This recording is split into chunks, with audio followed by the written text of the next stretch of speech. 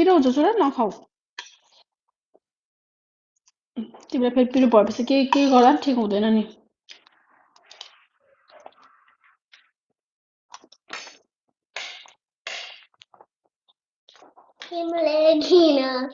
जाऊ माथि जाऊ त ब्रस गरेर जाऊ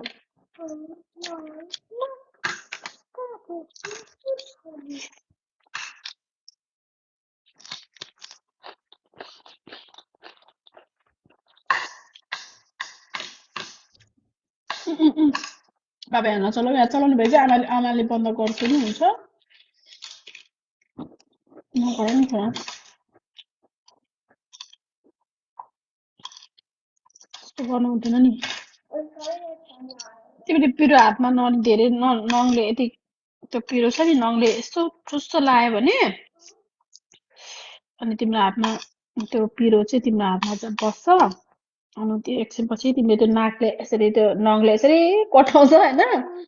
अनि यस्तो छुँदाखेरि त कस्तो पिरो हुन्छ किनभने तिमीले यसरी यो पोक गर्दाखेरि त्यो पिरो भएको थियो नि त अस्ति न आज दिउँसो आमाले के अरे खाना खाँदाखेरि यसरी खुर्सानी टोकाएको थियो होइन अनि खुर्सानी अचारमा हालेको थियो है अनि आमालाई थाहा थिएन कि हातमा पिरो छ भनेर अनि आमाले यसरी गरेको त एकछिनपछि त यस्तो पोलिरहेको रहेछ अनि किन पोलेको भनेको त अनि आमाले बिर्सिरहेको रहेछ क्या खुर्सानी काटेको भनेर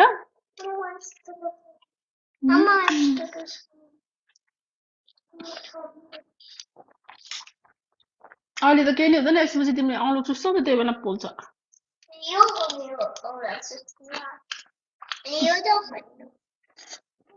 कस्तो भएछ र घाउ भएछ बिचरा मेरो आज अझै बेटर भएछ है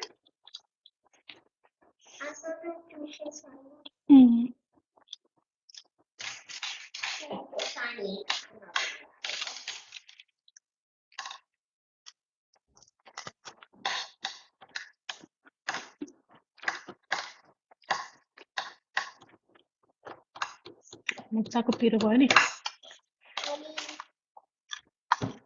आमालाई किन पिरो मनपर्ने होला है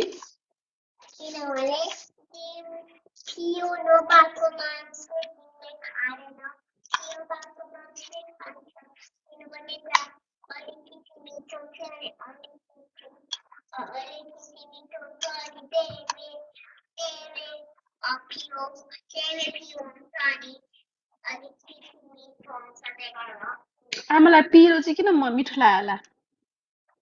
खास तिमीले त पिरो खान सक्दैन नि होइन अनि आमाले चाहिँ किन मिठो लाग्यो होला त है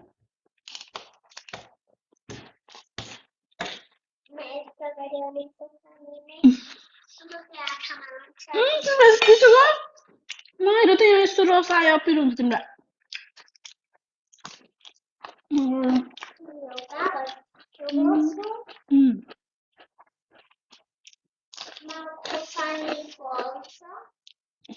फाल्छ नि फाल्छ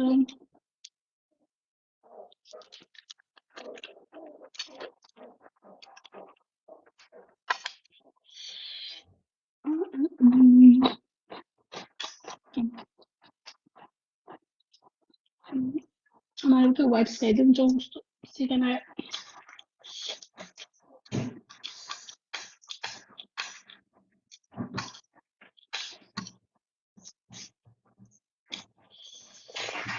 पिरो खाएपछि चाहिँ कस्तो मजा आउँछ भने आमालाई के भएको होला है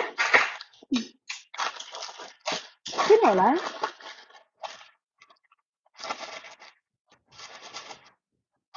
पिरो खाएपछि आमालाई ठिकानमै आउँछ फेरि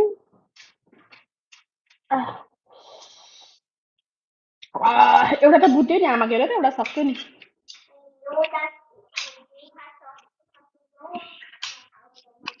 किन तिम्रो एउटा हो त्यो किन भएछ खाने त्यो पिरो खुर्सानी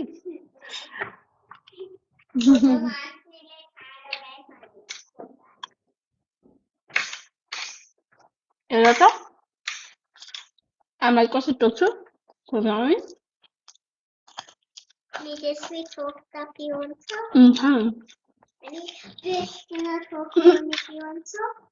बिस्तारै टोक्दा पनि पिरो हुन्छ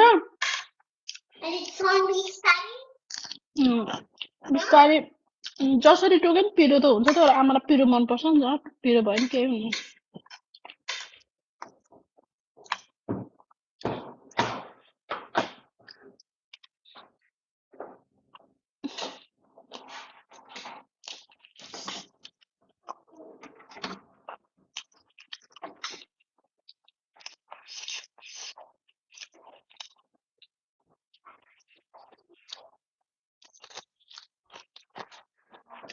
आमा उम्,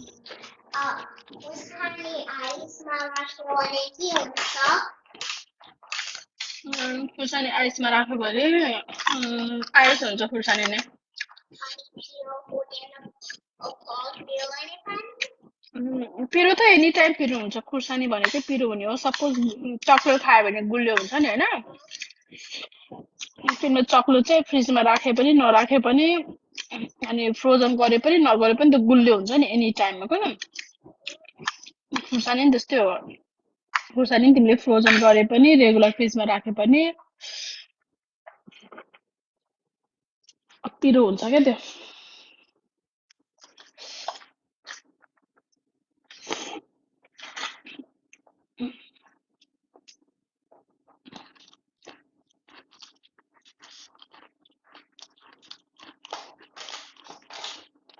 खुर्सानी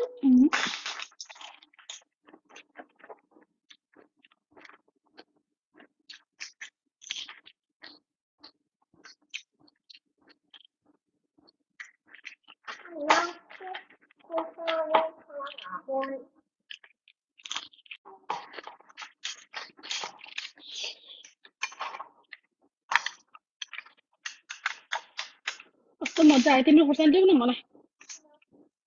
मेरो सकिन लाग्यो हेर न दिँदिनौ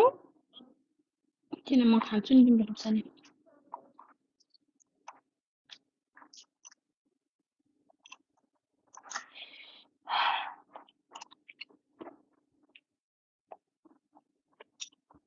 किन खुर्सानी पिरो हुन्छ मलाई भन नि त चक्लेट किन गुलियो हुन्छ मैले पहिला भने आमा खुर्सानी पिरो हुन्छ किनभने त्यसमा त्यो भगवानले पनि त्यो खुर्सानी पिरै खुर्सानी दिनुभएको हो होइन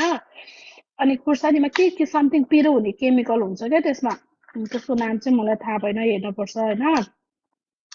त्यो पिरो हुने केमिकल हुन्छ त्यसमा अनि गुलियोमा चाहिँ गुलियो हुने केमिकल हुन्छ क्या त्यही भएर खोर्सानीमा चाहिँ त्यो केमिकल हुन्छ त्यही भएर पिरो भयो गुलियोमा चाहिँ त्यो गुलियो हुने केमिकल हुन्छ अनि त्यही भएर गुलियो भयो क्या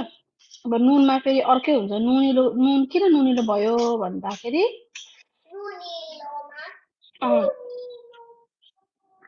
केमिकल हुन्छ त्यही भएर अब पिरो अमिलोमा चाहिँ फेरि किन